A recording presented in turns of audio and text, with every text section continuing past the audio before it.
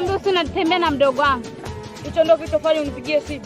Au kwani ulikuwa unadhani kwamba nimekupigia simu kwa ajili gani? Ndio hiyo. Tena nakwambia hivi, ukome kuwa unatembea na mdogo wangu. Nikia mambo ya kupumbavu kama haya, usingekuja. Kwa ufupi wako hapa kama vile maji ya kumalizia. Nakuja nikuvunje viungo wewe. Mpaka utanijua mimi ndio Kia. Nimeshakwambia kwamba achana bwana wangu. Unamfuata tu nyua, unamfuata na kuona ujue. mimi yule tangu zamani, mimi ni mtu wangu. Unamaanisha kwamba yule ni mpenzi wako tangu mtoto eh? Tunakuja kugombana ujue. Sasa wewe ngoja.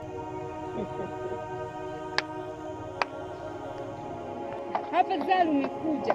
Nataka useme nani unampenda kati yetu, huyu na mimi. Wewe nyinyi mnataka nitoe ushahidi uko kwa mimi na wapenda. Maana unatuchanganya. Basi sawa. Na mimi napa swali kwenu. Atakayeliweza tu. Wewe unatoka mke wangu. Natoka mpenzi wangu wa dhati kwangu. Sawa.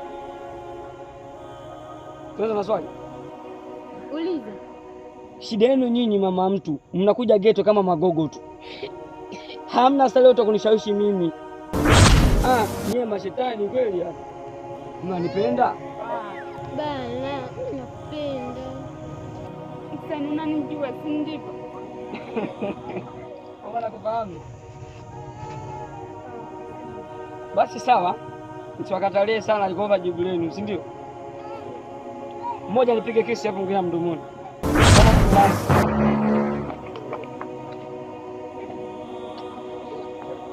Mwingine